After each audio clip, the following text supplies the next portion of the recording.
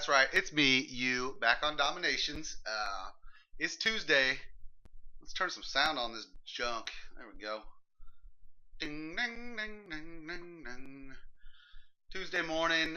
Kids are at school. I'm about to go pick up one of them here in a minute. Sorry, I'm about to run out of time, but no big deal. We're doing a little dual tutorial video today. We got two layouts, a global and an industrial age, because I've been getting hit up by fools for requests on the industrial age layouts. Let's see if I can get my sound turned down here. Come on, you, get it together. Okay, something like that'll work. Anyways, yeah, back to what I was talking about. The two layouts, global and industrial age layout. So you guys with the industrial age, I'm not leaving you out anymore. I got a layout for you. Now it's a pretty standard layout, but if you have no layout skills, this will definitely help you out. This is one I started out with a long time ago, right at the beginning of my videos as a global age, but I'll show you that one here in a second. What you're looking at right now, though, this is Emilio. This base here is called Emilio, in honor of Emilio Estevez, of course, the Flying V. We all know him from his award-winning performances in The Mighty Ducks 1, 2, and 3. I know there's a knuckle puck in there somewhere, but anyways, this is the Flying V, the Emilio global age with the 5 extra walls, ramparts. So it's max walls, as many as you can get right now, and it's actually worked pretty good. Take a look at defenses. 34. I mean, that's a loot job there, so I'll take it. But then on the other attacks, the most they got was 3-star up top. Just took 1 medal. A 2-star there took 1 medal, and the plus 19. We'll watch the plus 19 because I can cherry pick. I can do whatever I want in my videos. We don't want to watch the losses. Here comes level 163 global age squiggly line coming in. This is a corner base, so as you can see, it's nestled up against the corner, and part of that is that when you start an attack right there, you're basically right into the line of fire. You have really nowhere to go but into the Flying V formation, and the generals just spawned. This guy's what does he do? He drops a general down here, I think, and some other random troops. Like, he's gonna come in from both sides and get me here, I guess, or something like that. That's what his plan was, but I don't know what happened to his rally, and it wouldn't have mattered. If he'd gotten into that lower section, the cannons would have just wiped him out. Yeah, you can see this is actually a problem that some people have when they make their attacks. As you can see, he has, I don't even know, 1, 2, 3, 4, 5, 6, 7, like 8 tanks or something crazy. That is over tanking. I bring 3 plus 3 in the Alliance Gate typically, so 6 tanks, but that's all you need, especially as global tanks. They can take a beating. When you take more than that, you don't have enough troops, i.e. howitzers, to clear out anything, and so you've got these tanks running around taking out defenses, but you're not amassing much as far as percentage-wise, and he's only up to 35%. We'll fast forward this. In fact, we'll just go ahead and end it. So that wasn't a very successful attack.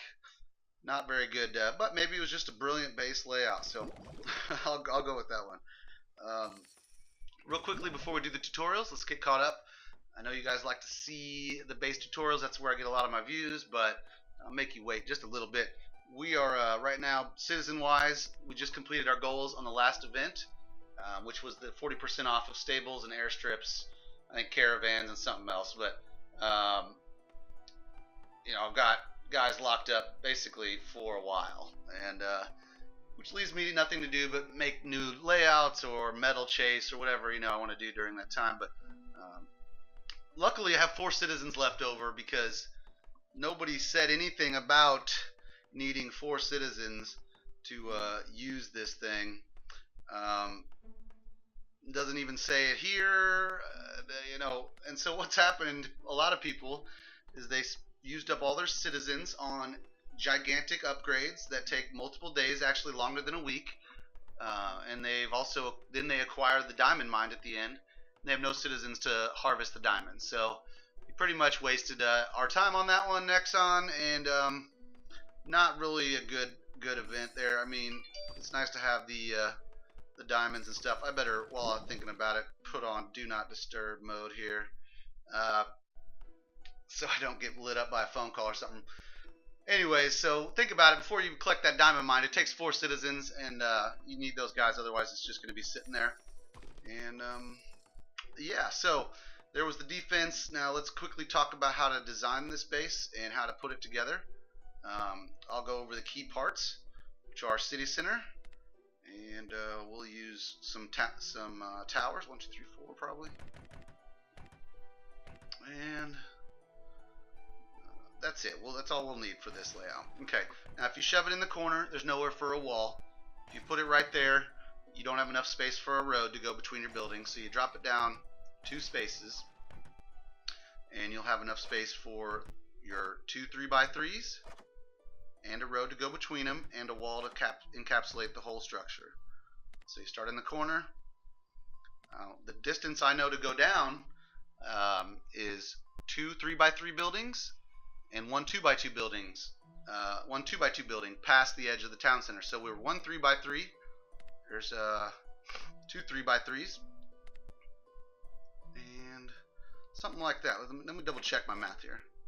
And a 2x2. Okay, so yeah, there it is.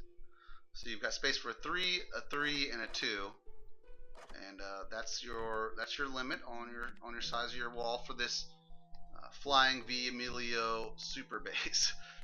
And then of course you're just going to mirror it onto the other side. So you want it to match up. Sometimes I have difficulty telling where that is. Okay, so it's right there.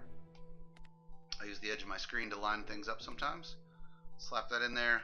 We're going to take out this for a gate, here for a gate, here for a gate, and we actually have one extra wall that fits up there. All you're doing down here is copying the same exact size as the previous one. And I forget, I often have to use my little templates here. Okay, so there's that, plus a wall. Okay, so it's right here. I'm just lining it up with the shape above it.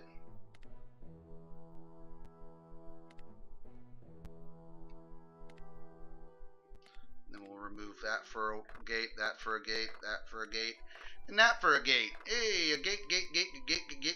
And okay, before we do that, we'll bring a couple more towers down so I don't have to second guess myself this time. Okay. And again, this is just to get you the bones of the building, the bones of the structure, the walls and the roads. And then you can customize whatever you want. The third flying V shape does not have enough walls to complete it. So you do it one smaller. So for instance, you follow the dotted line down, -1, and bring it down, up, over, copy the same distance down. And what I do, as you can see, I bring it down to the bottom of my frame, and I can line it up right there. Those both touch at the same time. That means I'm at the right distance. Just a little base builder tip there for you. And I use my higher level walls in the stress points on mine, and you can see that on my home screen there. But okay, and there's all the spaces removed for gates. And the only other piece to this puzzle is the roads, and they come in, and you can definitely do something like this, I believe. Now we'll look at my page and my base here in just a second, but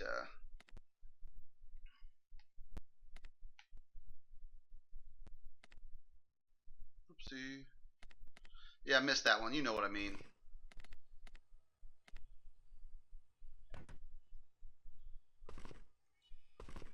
Oh, select all this. You know what I'm trying to do. I don't need to do all this, but I'll do it anyways.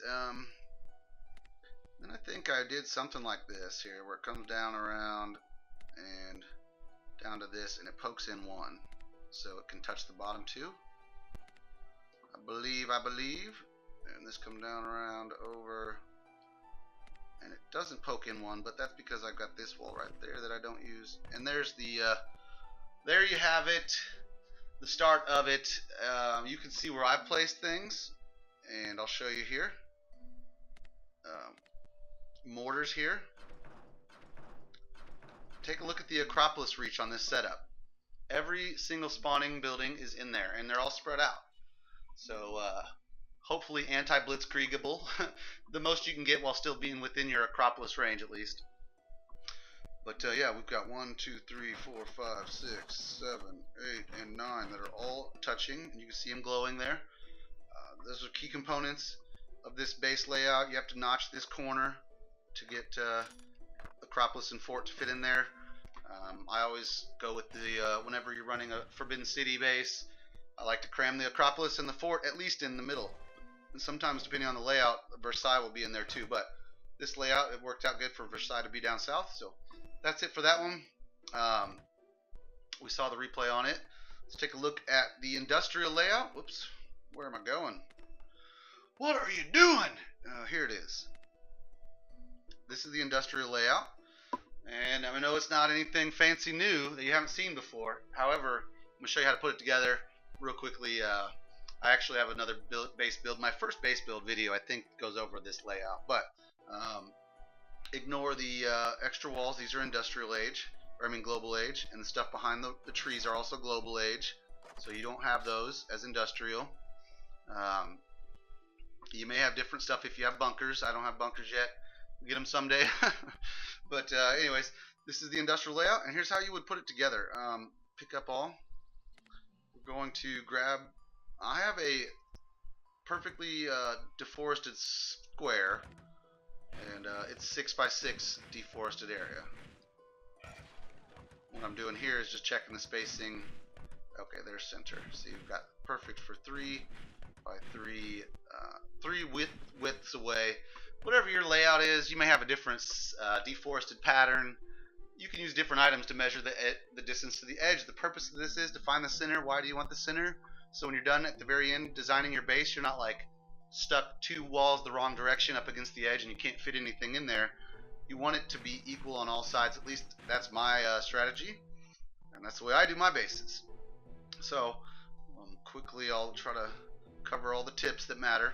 If you do this layout and you do an exact an exact copy of the border of your city center, you're not going to have enough space to fit the roads in. You'll be able to fit roads maybe on 1 or 2 sides, but not on all 4 sides. And I'm not going to get too far into that trying to explain that. I'll just show you. You make it one extra length. So before let's see.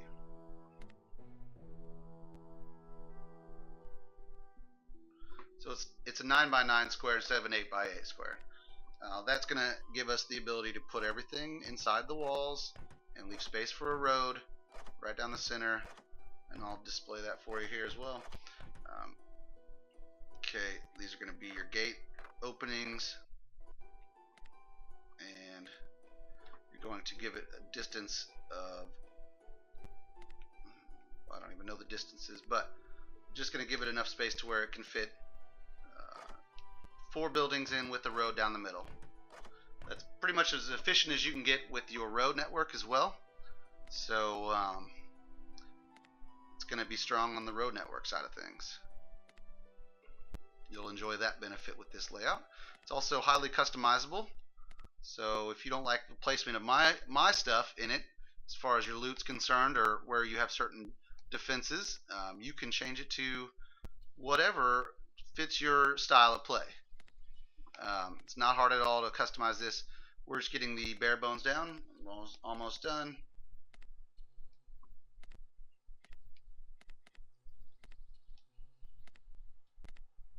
Whoops.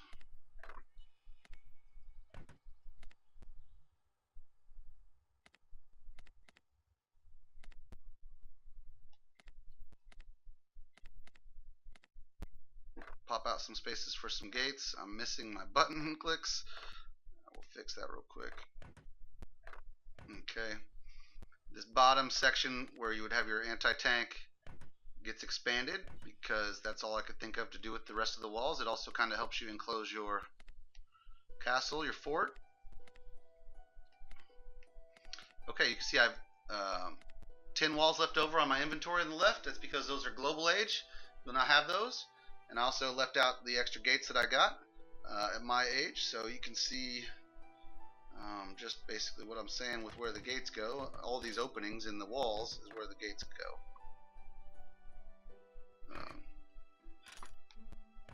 I don't like to spend too much time going over things that don't really matter in videos, but so we'll go straight to the next key ingredient here, which is your roads.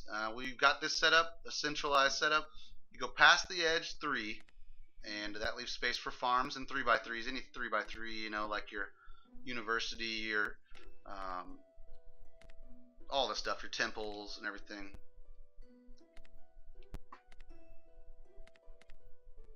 Okay, and then on the, because of the layout being +1 in the middle, it doesn't give you the same 3x3 benefit up here. So you can only put houses and oil wells 2x2 items on the outside edges, and I'll make that clearer here in just a second. And this is not precise with the roads. You're gonna have different amounts and stuff like that. But so with the bottom section, if you've mimicked me exactly, you should have enough space for 3x3 items on both sides of the roads. On the top section, because we went one up on the initial start, we're a little bit off center. You can only fit 2x2s on the other side of the road if you've done it the way I'm recommending, at least with a 6x6 layout. Anyway, so that's it. That's the beginning of your industrial age. Once you've got that, you can fill in the blanks, and you can actually just copy. You can pause my video. Oh, whoops. I didn't mean to finish later. I meant to actually go back to the layout and show you that. But anyway, so just to help kind of visualize where things go for the most part on this one, I'll put down the first couple layers since I accidentally so cleverly deleted that. These are the things that I think you need to copy off of this layout, and everything else I suggest you can customize to your own liking. However, if you don't even like this stuff on here, you don't have to copy these parts either. Okay, 1, 2, 3, 4, and the oil well. I put the oil well over here, around the corner from the cannon and from the castle. So they've got to come in around all the way to get to the oil, which is not a good spot to be in there. Then I would suggest putting mortars, you know, pinwheel style, not up next to each other where they can freeze them both, but where they're spaced out, you know, to where they can't both be sabotaged at the same time. Only one mortar can be sabotaged at a time with this setup. Only one cannon can be sabotaged at a time with this setup. So feel free to bring your sabotage to the house and have to use them all basically, because you're not going to get very far with this base. Since I deleted it, I'll go ahead and show you the other things, just the beginning stages of where I would put the other items. Okay.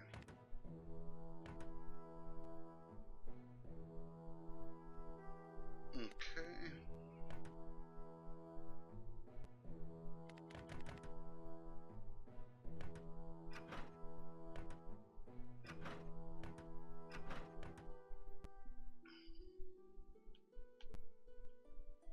And we're just about done with the tutorial because I'm not going to build the whole thing. Meant to show you the layout that I already had saved, which I kind of did in the beginning before I picked up everything. You can go back in the video and pause it right before I started doing the tutorial part of this one. But you can see it's just growing from there, and where you place stuff is up to you. However, I feel like your strongest thing should be closer to center, and this is the beginning that I chose. So there you have it. That's that for that one.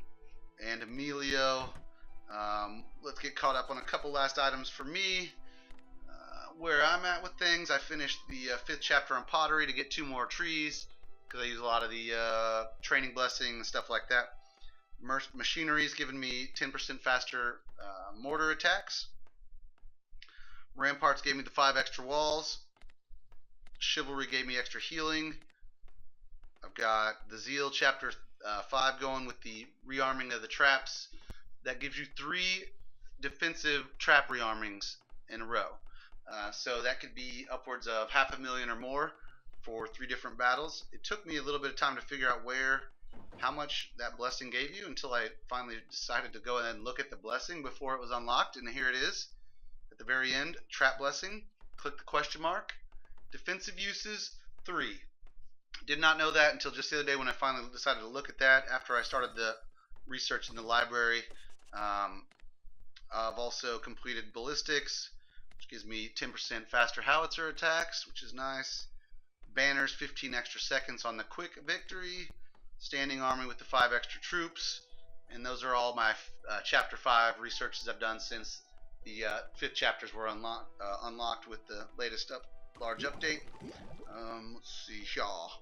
We have just a couple hours left on my submachine guns, which are going to be nicely buffed at 9% boost because of the research we've done in the university under King Sejong. 3 hours, 7 minutes left on those bad boys. This is the first time I haven't had anything going in the university in a while. It's because of the recent event. We've got the stables and the airstrip going, but here's where we're at. Nardo, that's what I've done. I'm not going to go into detail on these. Catherine the Great, looking fine. That's what I've done so far. King Sejong, my main guy here so far. I'm at level 3 on the. I'm going to immediately start that up again pretty soon, and get that sent to 12% boost, which would be nice. And then Sultan, what's what we've done there for him.